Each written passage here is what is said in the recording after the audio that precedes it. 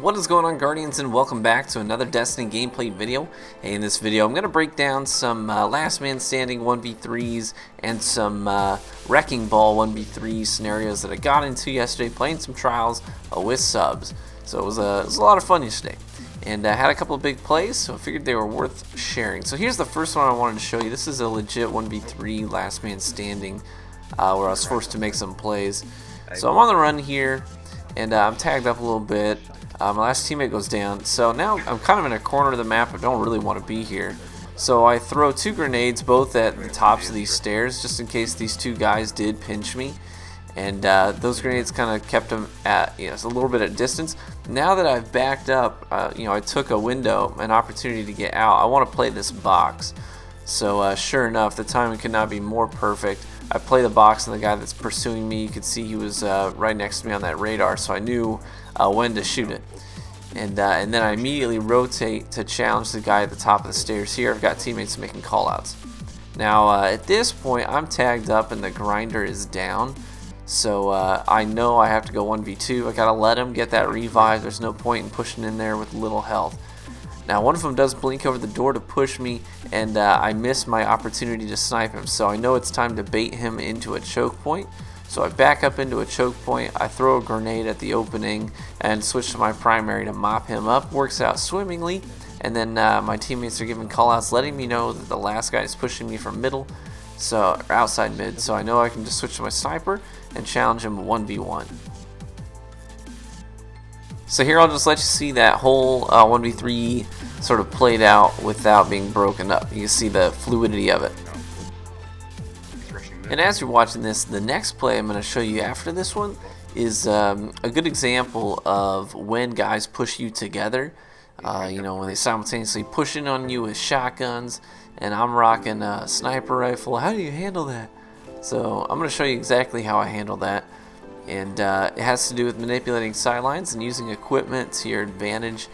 And that's how you can turn those tides sort of in your favor.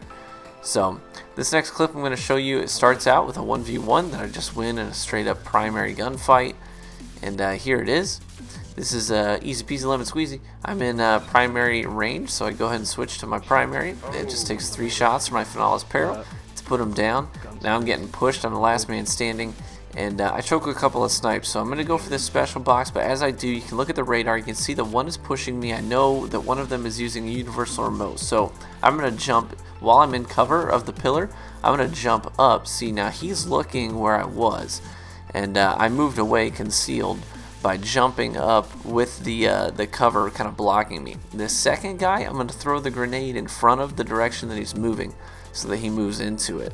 And those scatter grenades are pretty wicked, but it's all about placement. Those grenades really don't do much if you don't put them in front of the direction that your opponent is moving. I know I've said that many times before, but the grenade makes short work of them, and then I'm able to clutch out that 1v2 in a tight area with one of the guys pushing me with a shotgun. So worked out pretty well. Now a lot of times on Burning Shrine, you're going to go up against these teams that like to head glitch on all these little head glitches on the outside and hard scope the doorways and just make your life miserable. So when you're sniping out with the sun behind your opponent, it's blinding. One of the things I like to do is just try to get my sight set at the right elevation, and then just use the left thumbstick just to glide over, just to sidestep over, so the elevation of my reticle doesn't change, and then I can take the shot. And you see here, getting pretty solid target acquisition on these guys in their filthy head glitches out there. It's so hard to shoot those things. I will admit it, it's tough. So try and set your sights to the right elevation first, and then I don't want this guy to get the revive, so I was already going to drop the super, but I can see that he pops his arc blade, and I was like, hey, this is getting more bang for my buck here. So I was just going to 1v1 super him just so I didn't have to worry about those revives, but when he popped the arc blade, it just added more value to that kill. Now here, getting pushed by a golden gun, I'm like, oh crap. So if I try and run across this open area, I'm going to get jacked up by it. So I'm just going to try and bait him in. I think his Goldie had just run out, so I was kind of waiting it out. But I figured it was worth dropping the super anyways. I couldn't see if he was out of it or not at that time. I was just going to assume that he still had his Goldie. So I drop the super, take the guy out, and we have 2 orbs down now at this point. And reading the radar, I can see that he's going to go back for his first body that I dropped. I really don't want him to get it.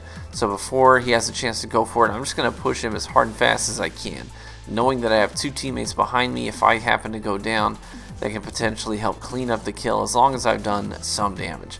So Burning Shrine is just full of these little head glitches.